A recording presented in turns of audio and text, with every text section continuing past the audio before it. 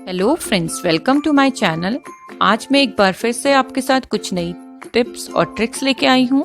Already मैं आपके साथ एक पार्ट शेयर कर चुकी हूँ, ये दूसरा पार्ट है। होप आपने वो देखा है और पसंद किया है। पहली ट्रिक मेरी है गार्लिक को लेके या लहसुन। लहसुन जब भी हमें छिलना होता है तो बहुत ज़्यादा मुश्किल होती है, बहुत टाइम जाता है। तो उसके लिए हम ये कर सकते हैं कि लहसुन का जो ये रूट वाला पोर्शन होता है इसे हम कट कर लें इस तरह नाइफ से, और अब इसे एक प्लेट में लेके 1 मिनट के लिए माइक्रोवेव कर लें।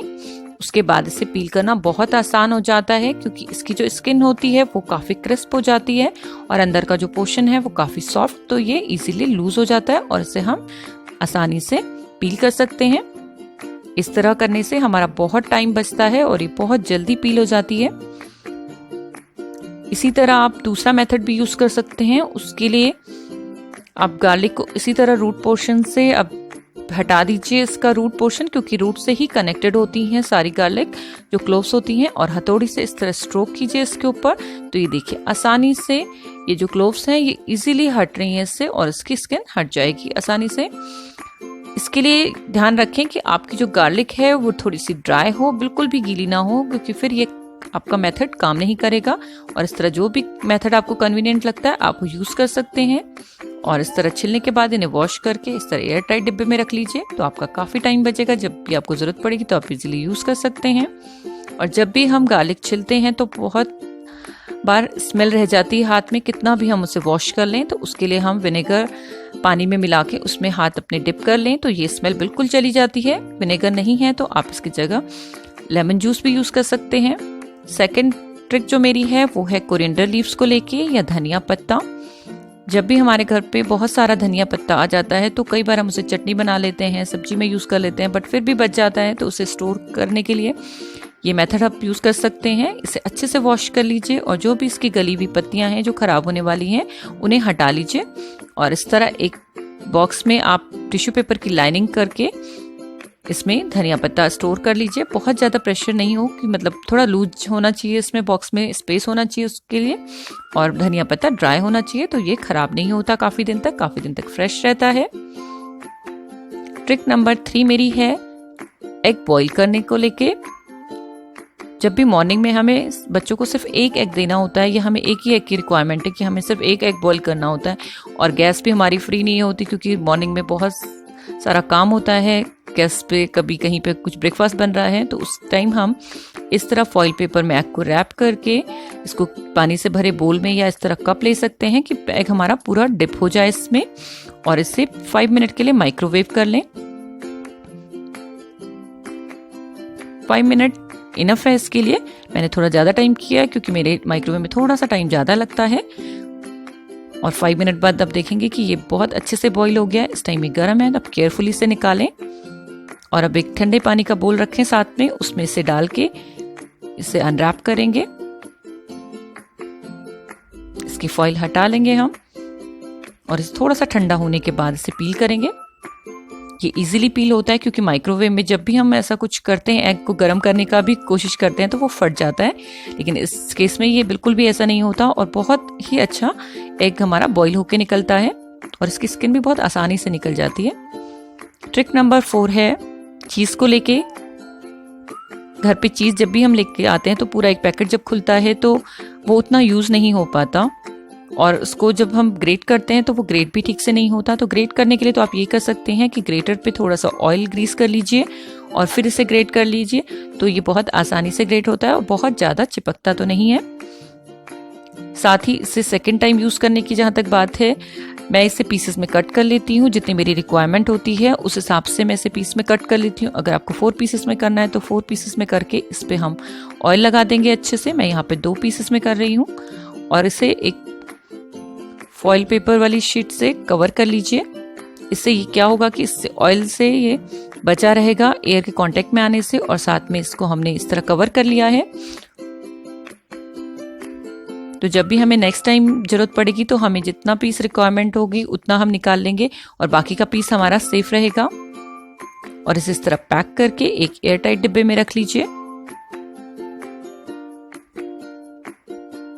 इस तरह ये चीज़ हमारा काफ़ी दिन तक खराब नहीं होता, और जब भी हम नेक्स्ट टाइम यूज़ करें तो ये बिल्कुल हमें फ्रेश मिलेगा। मैंने यहाँ 2 पीसेस में किया, आप ज़्यादा पीसेस में भी कर सकते हैं। ट्रिक नंबर 5 है मेरी नारियल को लेके। जब भी घर में नारियल आता है उसे तोड़ना होता है तो थोड़ा सा मुश्किल हो जाता है, तो इसके लिए हम इसे अच्छे से पील करके इसको हम फ्रीज़र में रख दें 5 से 10 मिनट के लिए। और 5-10 मिनट बाद जब हम इसे निकालें तो ये काफ़ी आसानी से टूट जाता है। इस पर बस हथौड़ी के 1-2 स्ट्रोक की ज़रूरत होती है और ये आराम से टूट जाता है। और जब भी इसे तोड़ें तो ध्यान रखें कि इसका पानी जो निकलता है उसके लिए एक बोल ज़रूर रखें, अदरवाइज पानी इधर उधर गिर जाएगा। और इस तरह आप इसे आसानी से तोड़ सकते हैं और नारियल अलग कर सकते हैं। ट्रिक नंबर 6 मेरी है दही को लेके। जब भी दही को हमें जमाना होता है तो हम सबसे पहले तो ध्यान रखें जो हम दूध लें वो बहुत ज़्यादा गर्म नहीं हो और बहुत ज़्यादा ठंडा भी नहीं हो, वो हल्का सा ल्यूकवार्म हो। साथ ही उसमें 1 चिली हम डाल दें और फिर इससे जमाएं तो ये बहुत अच्छी दही जमती है। नेक्स्ट मॉर्निंग आप जब देखेंगे तो आपकी दही बहुत अच्छी रहती है। अगर आप सर्दियों में दही जमा रहे हैं तो आप इसके लिए कैसरोल यूज़ कर सकते हैं या फिर उसे माइक्रोवेव में रख सकते हैं रात भर, तो मॉर्निंग में दही बहुत अच्छी जमेगी, उसके ख़राब होने का बिल्कुल भी चांस नहीं होगा। सबसे मेन इसमें टेम्परेचर ही है, आप टेम्परेचर अच्छा रखिए दूध का तो कभी भी दही खराब नहीं होगी। ट्रिक नंबर 7 है मेरी जिंजर गार्लिक पेस्ट बनाने के लिए।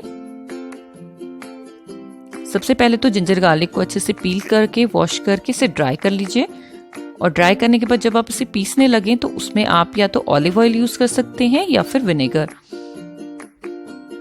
मैं यहाँ पे ऑलिव ऑयल यूज कर रही हूँ।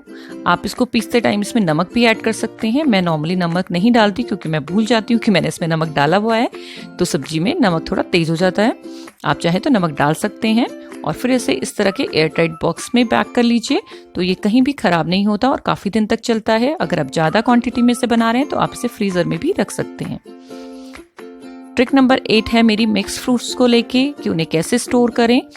जब कई बार हमारे यहाँ फ्रूट्स आते हैं बहुत सारे तो हम उन्हें इस तरह एक बास्केट में रख देते हैं, बट यहाँ पर हमने बनाना को इन फ्रूट्स के साथ रखा है तो कई बार ये फ्रूट्स ख़राब हो जाते हैं क्योंकि बनाना एथिलीन बहुत ज़्यादा रिलीज़ करता है। उसकी वजह से जो इन और फ्रूट्स का रैप टाइम है वो बहुत जल्दी बढ़ जाता है, वो बहुत जल्दी पकने लगते हैं और ख़राब हो जाते हैं। तो आप एक तो अगर आपका सिंगल अलग से बनाना है तो उसको आप इस तरह कवर कर लीजिए फॉइल पेपर से। ये सारे बनाने की जो बंच है उसको भी आप कवर्स कर सकते हैं, या फिर इस तरह की जो बास्केट आती है इसमें अलग से एक नोब आता है जिसमें आप बनाना को हैंग कर लीजिए और बाकी फ्रूट्स को आप नीचे रख सकते हैं, इससे वो सेपरेट हो जाएंगे।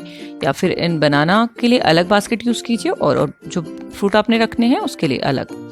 और इस तरह फॉइल पेपर से रैप करने से भी इनका टाइम काफ़ी बढ़ जाता है, काफ़ी दिन तक ये ख़राब नहीं होते। ट्रिक नंबर 9 मेरी है जब भी हम कोई स्मूदी वगैरह बनाते हैं तो जार में काफ़ी अगर वो ऑयली है या दही का हम कुछ बना रहे हैं तो वो चिपक जाता है और आसानी से साफ़ नहीं होता। कई बार हम इसे गर्म पानी से साफ़ करते हैं। इसके लिए बहुत आसान ट्रिक है, जब भी आप बनाएं उसके जस्ट बाद ही इसमें हल्का सा पानी डाल के हल्का सा डिश वॉश लिक्विड डाल के और इसे इस तरह चला दीजिए एक बार, तो ये आसानी से साफ़ हो जाता है, बिल्कुल क्लीन हो गया। अब इसे रिंस कर लेंगे और इसे एक टॉवल के ऊपर इस तरह उल्टा रख दीजिए और ये बिल्कुल साफ़ है, इसमें कोई मेहनत नहीं है और उसी टाइम ये बिल्कुल साफ हो जाता है। ट्रिक नंबर 10 है मेरी पैन को लेकर। जो भी पैन हम घर में यूज़ करते हैं, कई बार बहुत ज़्यादा हैवी ड्यूटी जो देते हैं, जिस तरह का ग्रिल पैन मैं यूज़ कर रही हूँ इसमें बहुत ज़्यादा ग्रीस हो जाती है और इसमें ऑयल जम जाता है साइड में, तो उसमें हम क्या कर सकते हैं कि विनेगर डाल के और इसमें पानी ऐड करके इसको इस तरह बॉईल कर सकते हैं। तो विनेगर की वजह से जो भी इसमें ऑयल होता है एक्सेस ऑयल वो निकल आता है और इसमें जो स्मेल होती है वो भी इसकी गायब हो जाती है। इस तरह बॉईल कर लीजिए 5-10 मिनट। तो देखिए ये पैन इस तरह था और अब ये इस तरह हो गया है। होप आपको मेरी ये सारी टिप और ट्रिक्स पसंद आई हूँ। आप मुझे ज़रूर बताएं कमेंट बॉक्स में और आगे आप किस तरह की ट्रिक्स मुझसे चाहते हैं।